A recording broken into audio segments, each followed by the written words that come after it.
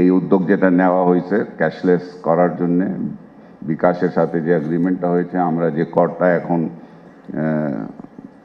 Cashless, এবং এই যে ওনারা যে বলেছেন যে এটা ক্যাশলেস করার পরে আমাদের 10 কোটি টাকা থেকে প্রায় 40 কোটি টাকা যেটা বৃদ্ধি পেয়েছে, এটারই প্রমাণ। এটা আমি সবসময় বলেছি, এটা তো একটা ছোট্ট একটা প্রমাণ। আমি সবসময় বলেছি আসলে জনগণ কিন্তু ট্যাক্স দিতে চায়, কিন্তু এত বেশি হয়রানি করা হয় ট্যাক্স কালেকশনের সময়, তারা কিন্তু ট্যাক্স যারা দিতে চায় তারা ট্যাক্স দেওয়া থেকে দূরে থাকে, যেহেতু তারা ওই হয়রানির শিকার হইতে চায় না।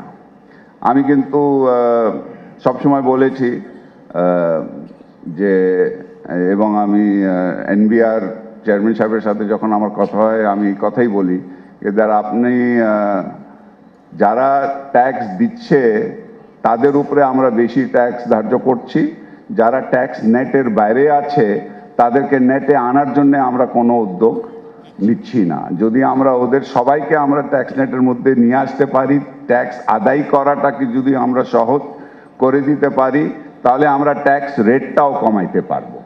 এবং এটার জন্য এই যে আজকে এই উদ্যোগ থেকেই প্রমাণ হচ্ছে যে যখন আমরা ট্যাক্স নেটের মধ্যে তৃণমূল থেকে লোকজনকে নিয়ে আসতেছি, তাতে আমরা দেখতেছি যে আমাদের ট্যাক্সটা বাড়তেছে। তো এর জন্যে আজকে এটা খুবই গুরুত্বপূর্ণ উদ্যোগ যেটা নেওয়া হয়েছে, সেটার জন্য আবার যারা এটার পিছনে কাজ করেছেন সকলকে কিন্তু আমি ধন্যবাদ এবং অভিনন্দন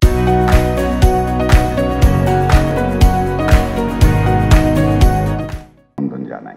আমরা পরিবর্তন চাই সারা বাংলাদেশের, আর এখানে ক্যাশলেস একটা বিষয়, কিন্তু সবচেয়ে বড় বিষয়টা হলো কি, এখন একটা বিষয় আমাদেরকে, আপনারা যারা নাকি জনগণের প্রতিনিধিত্ব করছেন, অর্থাৎ যারা নাকি গভর্নেন্স এনশিওর করার জন্য এম্পাওয়ারমেন্ট পেয়েছেন বাই দ্য পিপল, এখন তারা কে কথাটা আমাদেরকে বুঝতে হবে।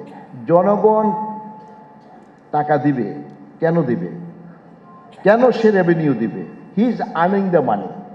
সে টাকা রোজগার করে, সে কেন আপনাকে দিবে? আপনি টাকা রোজগার করেন, আপনি কেন আরেকজনকে দিয়ে দিবেন? এখন এখানে একটা উত্তর মানুষের কাছে জানা দরকার, কেন দিবেন?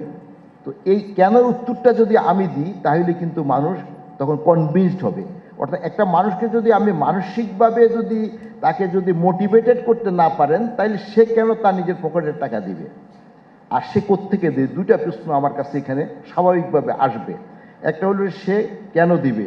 এখন আপনাকে দেখাইতে হবে যে আপনি এই টাকার বিনিময়ে এরকম সুবিধাগুলো পাবেন। কি কি সুবিধা পান? যেমন আপনার একটা দেশে যদি আজকের পুলিশ বাহিনী সম্বন্ধে যত কথাই বলেন না কেন, পুলিশ থেকে কি করছেন, আপনাকে আপনার এলাকাকে সিকিউর করছেন। এখন তাহলে পুলিশ যে বাহিনী গঠন করা হয়েছে, সেখানে বহু লোকের এমপ্লয়মেন্টের ব্যবস্থা করা হয়েছে, সেটা কে দিচ্ছে? এমপ্লয়মেন্টের জন্য তাকে যে রেমুনারেশন দিতে হবে, বেতন দিতে হবে, কে দিবে? রাষ্ট্র দিবে। তো রাষ্ট্রের টাকাকে আপনি পুলিশ দিচ্ছেন। আপনাদের যে প্রশাসনিক ব্যবস্থাপনা আছে, এখানে যে অনেকগুলো সেবা আপনাকে দিচ্ছেন, এটা আপনাকে কে এই সেবা দেওয়ার জন্য যে কস্টটা, সে কি করতে ব্যয় করবেন? সরকার করবেন।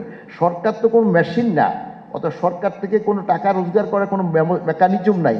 মেকানিজম তো হলে government will develop sums of the module, যেটার মাধ্যমে জনগণকে টাকা রোজগারের ব্যবস্থা করে দেবেন এবং জনগণের থেকে টাকা উত্তোলন করবেন একটা পার্সেন্টেজ, এবং সেটাকে আবার জমা করে এই পুলিশ বাহিনী, প্রশাসনিক কর্মকর্তা, ডাক্তার, সেবা, হাসপাতাল করা, স্কুল করা, রাস্তা করা, এই যে সামগ্রিক অনেকগুলো কাজ করছে। এখন এতগুলো কাজ যখন করে, তখন সেটার জন্য টাকা লাগে।